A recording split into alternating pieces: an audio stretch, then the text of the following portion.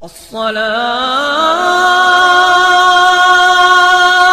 खैरुम मिनन नौम। बेदम यही तो पांच है मकसूद कायनात, बेदम यही तो पांच है मकसूद कायनात, खैरुन्निसा हुसैन हसन मुस्तफ़ा अली। यही पांच हैं जिसकी खातिर परवरदिगार ने इस कायनात को वजूद बख्शा। यही पांच हैं जिसकी वजह से मेरे परवरदिगार ने कायनात को पैदा किया। यही पांच ही तो है जिसकी वजह से अल्लाह ने कुन फयकून कहकर, अल्लाह ने जब कहा था कुन तो फयकून का जवाब आया था। अल्लाह समद, जब मेरे अल्लाह ने कहा था कुन तो तमाम चीज़ें मौजूद हो गई थी।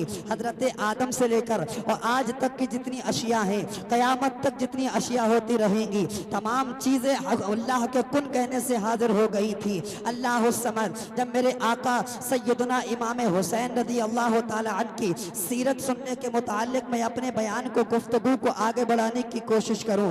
सबसे पहले एक बात याद रखें, मेरे आका मुस्तफ़ा जान रहमत सल्लल्लाहु ताला अलैहि वसल्लम का दौर सबसे बेहतरीन दौर था।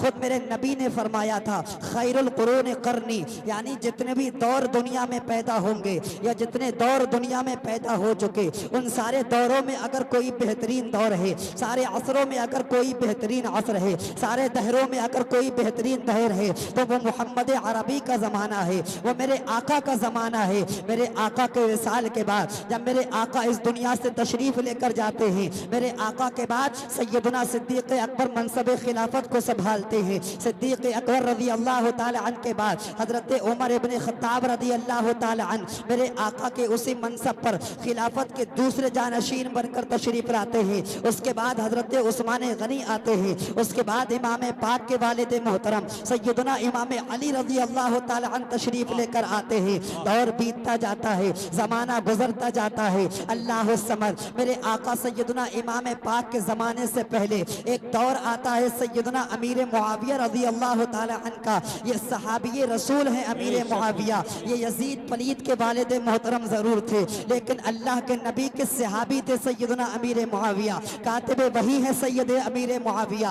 इमाम हुसैन रज़ी अल्लाह ताला अन्हु के असर से पहले अमीर मुआविया रज़ी अल्लाह ताला अन्हु का ज़माना है। ये कौन अमीर मुआविया है? वो अमीर मुआविया जिनका जिक्र कुरान में आया है, वो अमीर मुआविया जो मुसलमानों के मामू जान है, वो अमीर मुआविया जो कातिब वही हैं। हाँ हाँ मुसलमानों, मेरे आका पर जब कुरान नाजिल होता था, अल्लाह के रसूल पर जब किताब नाजिल होती थी, अल्लाह के रसूल पर अल्लाह जब अपना कलाम भेजता था, तो मेरे आका फरमाते थे अमीर मुआविया को बुलाया जाए, अमीर मुआविया को मेरी बारगाह में पेश किया जाए। आज जो आप कुरान देखते हैं, कभी तो आप कागज़ की शक्ल पे देखते हैं, कभी आप एक प्लास्टिक की शक्ल पे देखते हैं, लेकिन पहले कागज़ नहीं चलता था। कागज़ का ईजाद करने वाला भी एक मुसलमान है। अल्लाह समद, कागज़ के ज़माने से पहले जब मेरे आका का दौर था, मेरे आका हजरत अमीर मुआविया को बुलाते हैं। अमीर मुआविया से कहा जाता है, कभी तो चमड़ा लेकर आया जाता था, कभी तो हड्डियां लेकर आया जाता था। अमीर मुआविया को हजरत हुजूर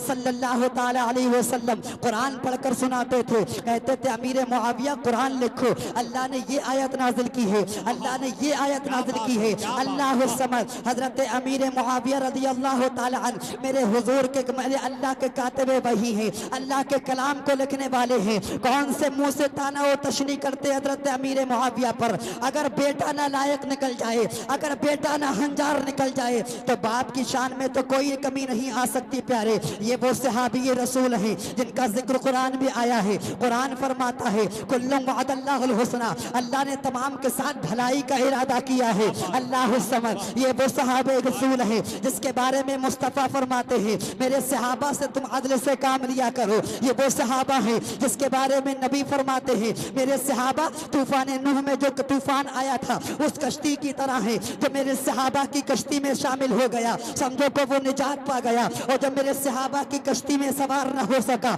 समझो को वो डूब कर रह गया। अल्लाह समझ, ये हजरत अमीर मुआविया की शान है प्यारे। और आगे बढ़िए प्यारे, जब हजरत अमीर मुआविया रज़ी अल्लाह ताला अन्हु का इंतकाल परमलाल हो जाता है, हजरत अमीर मुआविया इस दुनिया को छोड़कर चले जाते हैं। हजरत अमीर मुआविया इस दुनिया को खैराबाद कह देते हैं तो यजीद पलीत नहंजार उड़ता है, खिलाफत का दावा कर देता है। अल्लाह समझ, इसने तमाम मक्के में, तमाम कूफे में, तमाम अतराफ में, तमाम बिलाद में, तमाम शहरों में अपने खतूत जारी कर दिए। अपने खत जैसे ही रवाना किए कि सबसे पहले मदीने में खत भेजा जाए, सबसे पहले मक्के में खत भेजा जाए, सबसे पहले मदीने में हजरत अब्दुल्ला इब्ने उमर से बैत ले ली जाए, अब्दुल्ला इब्ने जुबैर से बैत ले ली जाए, इमाम हुसैन इब्ने अली से बैत ले ली जाए। अल्लाह समझ, जैसे ही यजीद का खत मक्का मुकर्रमा आता है, मदीना मुनव्वरा आता है, यजीद का खत आते ही उस वक्त में जो मदीने के गवर्नर थे उनका नाम वलीद इब्ने उक़बा था। वलीद इब्ने उक़बा ने जैसे ही खत पढ़ा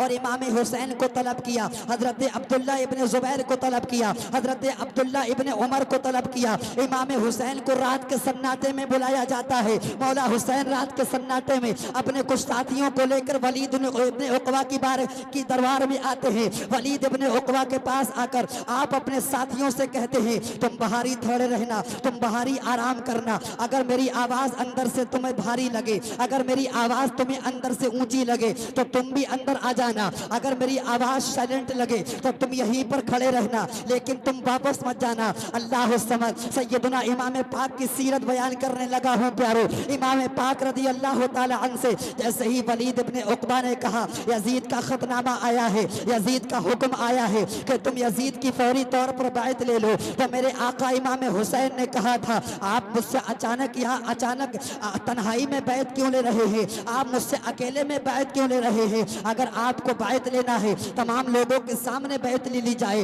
हुसैन से बैत लेना है मदीने वालों के सामने बैत ले ली जाए। अल्लाह समझ, मेरे आका सैयदना इमाम हुसैन ने जैसे ही इतना कहा बैत लेने से इनकार कर दिया, यजीद पर हाथ देने से हाथ इनकार कर दिया। अल्लाह समझ, और आगे बढ़िए प्यारे, सैयदना इमाम हुसैन रज़ी अल्लाह ताला अन्हु ने जैसे ही बैत लेने के लिए इनकार किया तो उस वक्त में जो गवर्नर का वजीर था नाम उसका मरवान था। ये कौन मरवान था? ये वही मरवान था जिसकी पैदाइश के वक्त मेरे आका मुस्तफ़ा ने इरशाद फरमाया था हुवल वज़ा इब्नुल वज़ा, ये गिरगिट का बेटा गिरगिट है। जैसे ही मेरे नबी ने फरमाया ये गिरगिट का बेटा गिरगिट है। अल्लाह समझ, यही मरवान वलीद इब्ने उक़बा के बराबर में बैठा था। इसने वलीद इब्ने उक़बा से कहा आज हुसैन अकेले है, आज हुसैन तन्हा है, आज हुसैन फर्द है, आज हुसैन मुनफरिद है। हुसैन से अभी बैत ले ली जाए, हुसैन से अभी हुसैन के हाथ को यजीद के हाथ में अभी ही से दे दिया जाए। अगर हुसैन यहाँ से चले गए, अगर हुसैन यहाँ से चले गए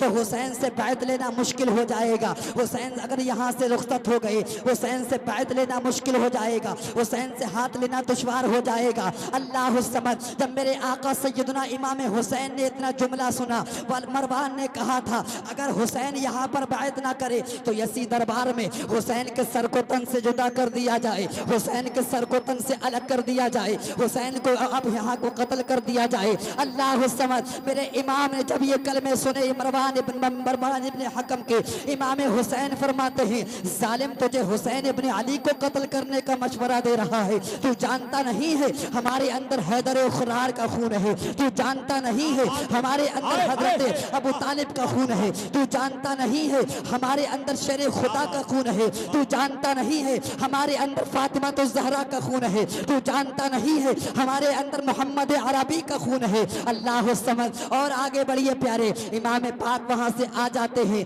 अब इमाम पाक जब अपने दरबार में आते हैं, दरबार में आने के बाद इमाम पाक अपनी बीवियों को हुक्म देते हैं यजीद का खत आ चुका है कि वो मेरी बैत कर ले, इसलिए कि इमाम पाक ने कहा मैं उसके हाथ में हाथ नहीं दे सकता, यजीद जानी है, यजीद फासिक है, यजीद फाजिर है, यजीद शराबी है, यजीद फासिक मौलिन है, मैं उसके हाथ में बैत नहीं कर सकता। उसकी वजह यही है। अल्लाह समझ, मेरे इमाम ने घर वालों को हुक्म दिया चलो अपना रख्ते सफर बांध लो, अब मैं नाना के मदीने में, अब नाना के शहर में मैं यहाँ पर खून बहाना पसंद नहीं करता। अल्लाह समझ, मेरे इमाम हुसैन रज़ी अल्लाह ताला अन्हु अपने घर वालों को एक पैगाम दे रहे हैं, अपने बीवियों को एक पैगाम दे रहे हैं, अगर किसी जानी के आगे झुकना पड़े तो सर दे देना, लेकिन जानी के आगे मत झुकना। अगर किसी जानी के आगे अपने झुकना पड़े तो अगर किसी फासिक के आगे झुकना पड़े सर दे देना, लेकिन किसी फासिक के आगे न झुकना। अगर किसी शराबी के आगे झुकना पड़े अपना सर दे देना,